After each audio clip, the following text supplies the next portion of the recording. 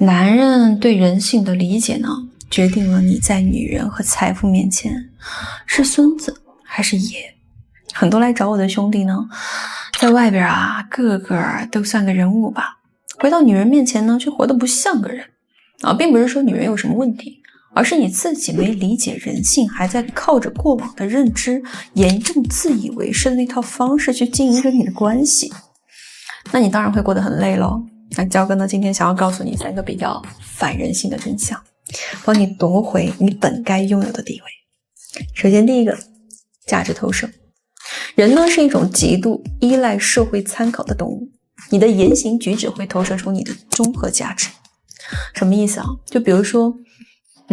你看星爷的电影《功夫》里边，斧头帮那个琛哥对吧，他刚出场的时候，那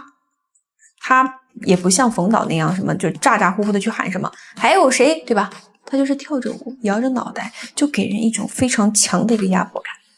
因为你看到了他身边的小弟啊，你也看到了他的从容自信，这些东西投射出来的就是什么？他是这帮人的 boss。 所以为什么火云邪神实力都已经强到变态了，刚出场的时候却被当个疯老头呢？我们很多兄弟啊，他刚跟女生接触的时候呢，其实都像琛哥一样的起点是很高的，女生呢也是比较尊重你的甚至女生对你还是比较主动的，因为女生看见的是你有自己的事业，你在行业里面是有自己的建树和地位的，以及你身边的人对你的认可和态度，那他自然就会投射出一个高价值男性的一个画像，对吧？他也自然就这么对你了。但是这仅仅只是初印象，大多数人随着他跟这个女生越来越熟，尤其是在面对他喜欢的女生的时候，他是沉不住气的，可能几轮交锋下来他就会憋不住了，需求感什么讨好一股脑的直接给出去了。他以为这叫真诚，但是对不起人性里边对于真诚的投射呢，就是一个小孩，一个求爱的小孩，一个唯命是从的小孩。而小孩呢，他自然就只能够乖乖听话才能有糖吃。我并不是抨击真诚只是你想要掌控权威，你想要关系舒心，那你肯定不能只有真诚，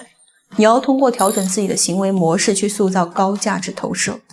就比如说我以前有讲过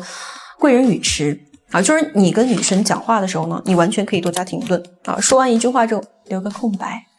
并且看着对方等他反应，不用着急继续往下讲。那你这样就会给到人一种权威的感觉。为什么？因为这件事投射了你在生活中经常是允许占用别人时间的，你的社会地位它就是高的。那同样的，你还可以用很多方式去侧面去投射出自己的高价值。这个最好是根据自身情况而定要根据就是要去理解原理，学会变通，不懂多问。那这里呢，我还是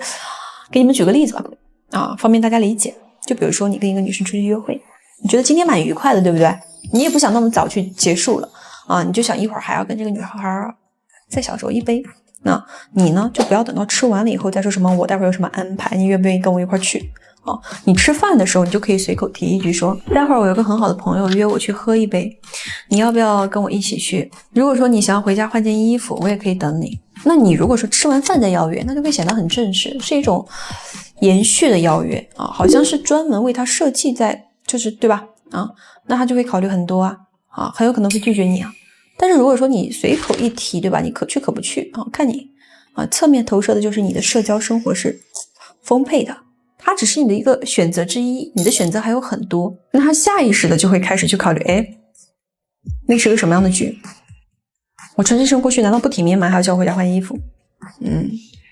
我去会不会不合适？等等注意当他开始这样想的时候，这个时候你们之间的这个权力结构就已经开始在朝你转动了。而最终的定型呢，不过是这种一次又一次微小行为的一个累积。OK， 我们再来说一下第二个点，就是双向投资。人性深处有一个悖论，就是我们不太喜欢去珍惜别人为我们做的事儿，当然我们自己很难割舍自己亲手浇灌的感情。但大多数中国男人呢，他是不懂的特别是80、90后的兄弟们抹不开面子，因为从小接受的教育和观念就使得自己根本就不擅长让女人去付出了特别是为自己付出。就好比出去吃个饭，要是女生买单他心里会有点不得劲儿感觉好像挂不住面子一样，总想要把所有的事情都包揽下来。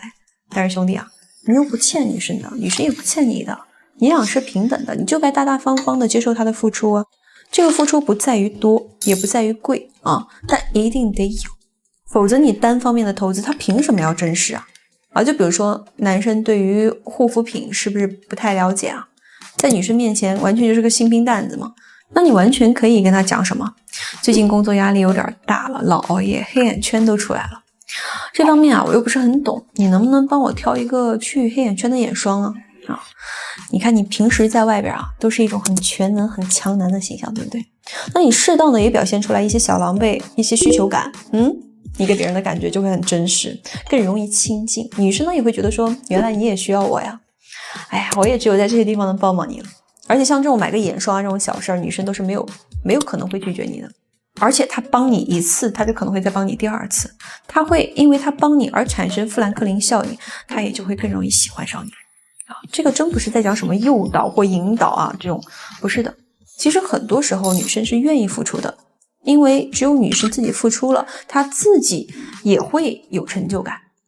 当然你们平时习惯了什么，少个事儿都自己扛，这样你自己也累，对方也习惯就是只用接受不用付出。那无论什么关系说实话一定是双向投资的，这样关系才会健康长久。因为真正的权威呢，不是我能为你做什么，而是我允许你为我做什么最后就是第3个点了，权利感受。我希望兄弟们能够真正的理解关系里的权利。现在网上有很多观点都太极端了，把感情完全讲成了一种博弈，一种对抗，要不然呢就是控制与被控制。但是你真的思考一下，如果一个人总是跟你玩心眼，总是跟你博弈，就算他再好，你能安心的跟他在一块儿吗？对吧？人性是复杂的，是矛盾的，你完全的真诚肯定是行不通的，但是你完全的算计也没有什么可能会收获真心的。所以我想说什么，高位也好，权力也好，不是为了谁要赢过谁而是你能保证自己不输，保证对方能够真正的理解你、爱你。就比如说女生跟你闹脾气了你完全可以跟她说，你这是在撒娇呢还是在发泄呢？撒娇的话我招单全收了，发泄的话你找错人了。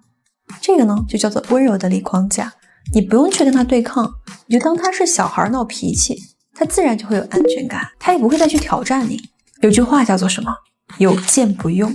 那在感情里面其实是一样的。很多人误以为高位意味着压迫，但是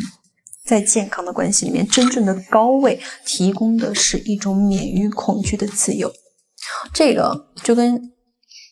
有钱没钱是一样的，你没钱的时候呢，带女生吃个地摊，她可能会嫌你抠门儿，而你开个跑车带她去吃这个地摊呢，她就会夸你接地气懂生活。这个就是区别。当你有权利的时候，你会拥有对方更多的善意、理解以及尊重。人性向来都是双标的，弱者的妥协呢一文不值，强者的包容千金难换。